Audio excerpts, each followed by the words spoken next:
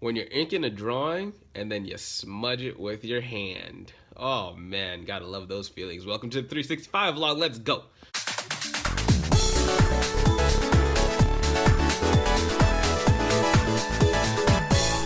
Hello people, today is April 5th, 2016, day 96 of the 365 vlog, and we're gonna get into artsy things.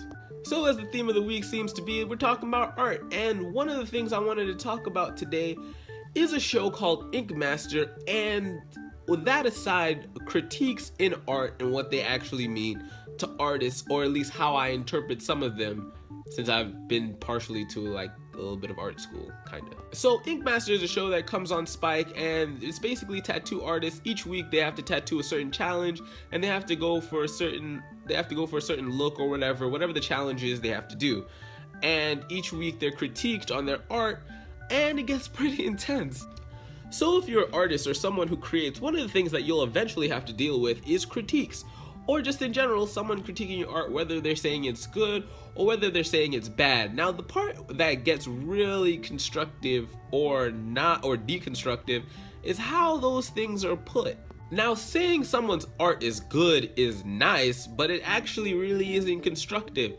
Saying what makes it good, however, does make it constructive, because you're telling me elements about what I've made that you actually like and why it works.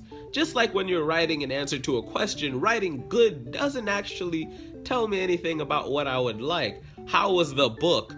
Good. Now we have to go into why it was good, and this is where this part can get a little mixed up. So back to Ink Master, usually towards the end of the episode, they have this critique where they critique the final tattoo that they're doing for the week, and that's cool and all, but then some of it gets really like, it just hurts your soul, because you're an artist and you're looking at some of these things that they've created or drawn on these people, and they don't look that bad, honestly, but they don't fit the challenge. Then again, since they didn't fit the challenge, you have to understand that the critiques are coming from a place that are critiquing the challenge, not necessarily the art and what they did, but then also the art comes into question as some formal elements don't line up with what they're doing.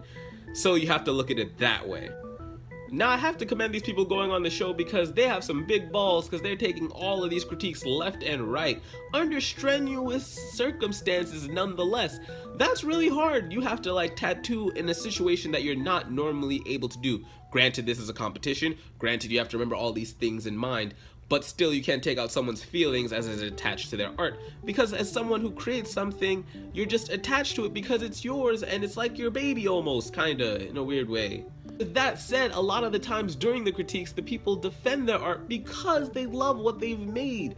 That's the really hard part that hits right here at home, because you see what you've made, you see someone tear it down, you put as much time and effort as you could into it, and you're just like, oh, this was shit, this was shit, this was shit, this was shit. Now granted, some of the people do know that they actually didn't do the best job they could have done, but nonetheless, sometimes when they thought they've done a good job, it's a little bit wishy-washy, because all the authority lies with the judges, and you're just one person trying to defend your work, and nobody behind you is trying to defend you unless they really think your art was that great. They don't want you to win the grand prize.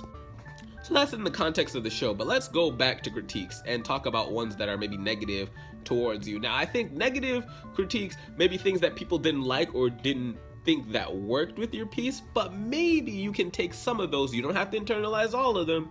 You can take some of them and maybe like look and reevaluate your work again. Take a step back, look at what you made, and maybe see, maybe this shit ain't that great.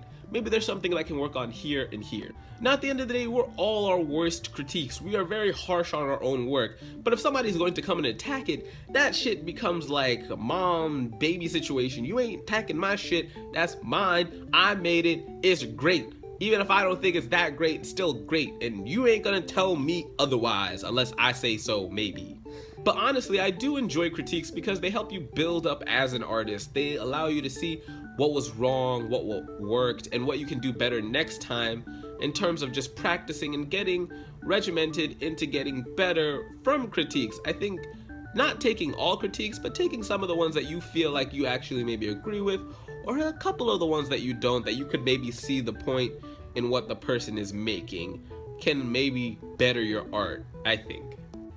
going back to Ink Master, it's kind of interesting thinking about how these people who are contestants on the show tattoo these people, and take it even one step further in the show is that they say that the tattoo that they put on you that's going to last forever is shit. Now that just blows my mind. I'm like, holy crap, they just said that the thing they put on me is crap. Oh man, I'd be defensive because they've created like this new system where the people who have gotten tattooed can pick somebody who has a shitty tattoo. So when you're in that room with all those other people who just got tattooed, they're gonna tell you, damn, Billy, that shit looking kind of hit.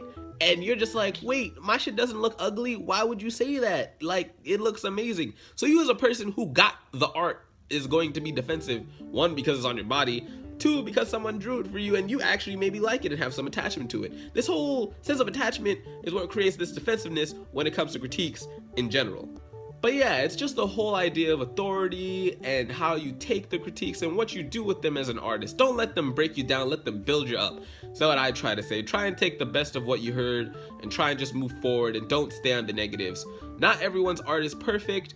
Like you may see it on the internet, there may be tons of different artists that may be looking greater than you, but you are just as great as anyone else. Remember that. What are you thinking that you suck next time? But yeah guys, that's the end of the video today. I hope you enjoyed what you saw, and if you did, don't hesitate to hit that like button. Also, if this is the first time seeing my face, it certainly won't be the last because I make new videos every day and I hope that you enjoy them. So closing out, question of the day, what have been your critiques on your art? Do people just mostly say it's good, or do people actually give you some in-depth feedback? What kind of things do you get? I'd love to see your art, and I'd love to hear things, and I'd love to actually critique it too, and I'll show mine, because I'll put my deviant art in the question box below. But yeah, that's the question of the day, guys.